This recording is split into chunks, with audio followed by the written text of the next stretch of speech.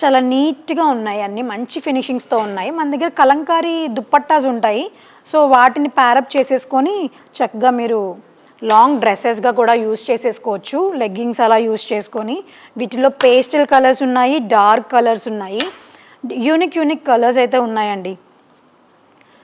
ఈ వీడియోని ఎవ్వరూ స్కిప్ చేయకండి, చాలా అంటే చాలా యూజ్ అవుతుంది ఈ వీడియో మీకు.